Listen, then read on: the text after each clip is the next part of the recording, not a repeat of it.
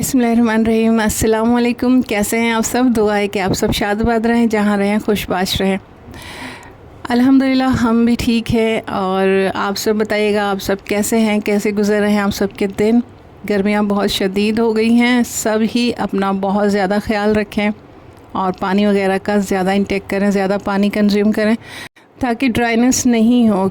जितनी ज़्यादा गर्मी पड़ती है ना, लू चलती है, इतनी ज़्यादा ड्राइनेस भी होती है, क्योंकि जितनी हीट होती है तो वो हमारी बॉडी से नमी को खींचती है, जिसकी वजह से ड्राइनेस होती है, बॉडी जो है वो डिहाइड्रेट हो जाती है और काफ़ी सारी बीमारियां होती हैं। इसलिए अपना ढेर सारा ख्याल रखिए।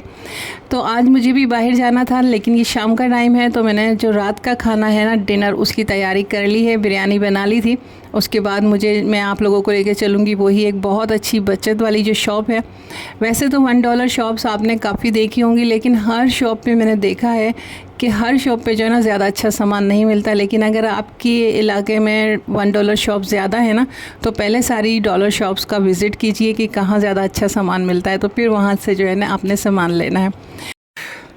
अच्छा, असर की नमाज़ पढ़ने के बाद जो है ना हम निकले थे बाहर और खाना वगैरह बना लिया था। टेंशन तो बिल्कुल ख़त्म हो गई थी कि वापस आके खाना बनाना है। जब बाहर निकले ना तो मौसम चेंज हो चुका था, शाम का टाइम था, हवा जो है वो बिल्कुल ठंडी हो गई थी, तो वॉक करने में मज़ा आ रहा था। अच्छा, कराची के वेदर का एक प्लस पॉइंट ये है कि दिन में चाहे जितनी गर्मी हो, लेकिन जैसे ही शाम होती है ना तो वेदर एकदम से पुरसुकून हो जाता है और वॉक करने का, टहलने का, बाहर निकलने का मज़ा आता है। तो बस वॉक करते हुए फिर हमने रिक्शा लिया और पहुंच गई मैं अपनी पसंद की शॉप पर, $1 शॉप। वैसे 280 का सामान है, मुझे नहीं पता अभी कि डॉलर कितने का है। मुझे तो इस $1 शॉप से पता चलता है कि शायद 280 का ही है। अच्छा, इस $1 शॉप पर ना सामान काफ़ी अच्छा होता है। शॉप बहुत ज़्यादा बड़ी नहीं है, लेकिन सामान जो है ना वो अच्छा है। और इसके मुकाबले में एक और शॉप है जो कि बहुत ज़्यादा बड़ी है, पर वहाँ मुझे प्लास्टिक का सामान ज़्यादा अच्छा नहीं लगता। खैर, यहाँ से मैं ले रही हूँ जो जग दिखा रही हूँ ना, ये मुझे बहुत ज़्यादा अच्छे लगते हैं। इसको वॉश करना बड़ा ईजी होता है।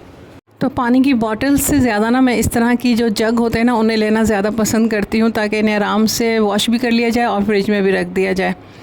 खैर, इस तरह से ये सामान मैं यहाँ लेती रहूँगी, 1 बाय 1 सब आपको दिखाना है। लेकिन जब भी यहाँ जाए ना तो थोड़ा एहतियात रखें, क्योंकि पैसे कम ज़रूर हैं 280, लेकिन एक एक करके जब हम चीज़ें लेते हैं ना तो फिर अच्छा खासा बजट बन जाता है। मैंने लोगों को देखा, ठीक ठाक किस्म का उनका बिल बन जाता है।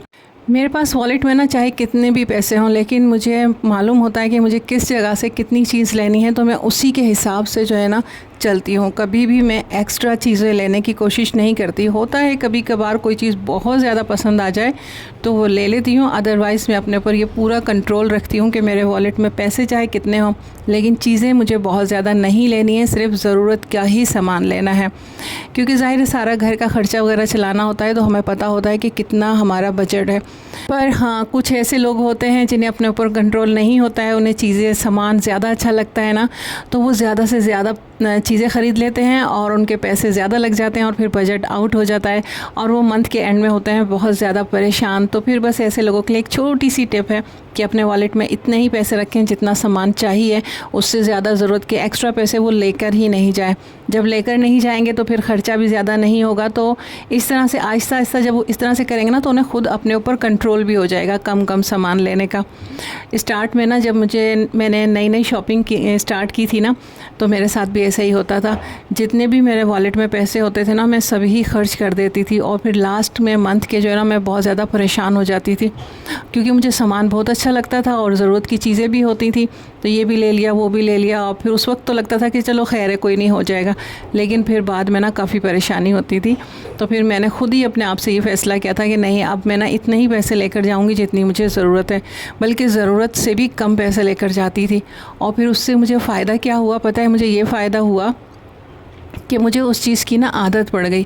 मुझे ना अपने ऊपर कंट्रोल हो गया कि मुझे कितना सामान लेना है, क्या क्या चीज़ लेनी है। मैं लिमिट से बाहर जाती भी नहीं हूँ।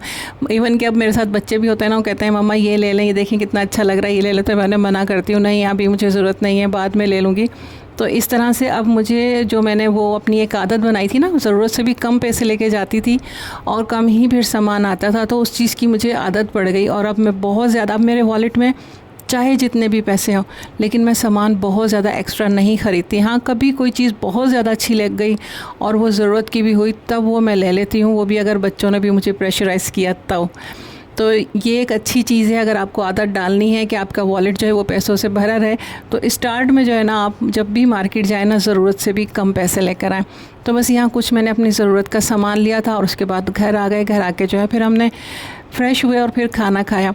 अच्छा, आप लोगों से वही रिक्वेस्ट है कि मेरा ये न्यू चैनल जो है पाकिस्तानी मॉम आप लोगों के सामने आएगा, तो आपने इसे जो है ना लाज़मी सब्सक्राइब करना है। और जिस किसी ने ईशा रज़िया चैनल को भी सब्सक्राइब किया हुआ है ना, तब भी उनसे रिक्वेस्ट है कि प्लीज़ आप इसे चैनल को सब्सक्राइब करें, क्योंकि वो चैनल जो है अब मेरे हाथ से निकल चुका है। अब वहाँ पर मेरी कोई वीडियो नहीं आएंगी क्योंकि उसकी जीमेल मैंने आप लोगों को पहले बताया था वो मुझसे मिस हो गई है, जिसकी वजह से वो ओपन नहीं हो सक रहा और मैं वहाँ वीडियो अपलोड नहीं कर पा रही। अब वहाँ पर जो भी सब्सक्राइबर आ रहे हैं ना उसका मुझे कोई फ़ायदा नहीं है, कोई भी व्यूज़ आ रहे हैं उसका भी मुझे कोई फ़ायदा नहीं है। तो ये मेरा न्यू चैनल है। प्लीज़ जितने भी ईशा रज़िया चैनल पे हैं या जो नहीं हैं वैसे ही देखते थे, तो उन सब से रिक्वेस्ट है कि मुझे ज़्यादा से ज़्यादा सपोर्ट करें और इस चैनल को मुझे आगे ले जाने में मेरी मदद करें, इसे ग्रो करने में मेरी हेल्प करें। जितने भी लोग हैं ना सबसे रिक्वेस्ट है कि इस चैनल को सब्सक्राइब करें, शेयर करें, लाइक करें। अल्लाह हाफ़िज़।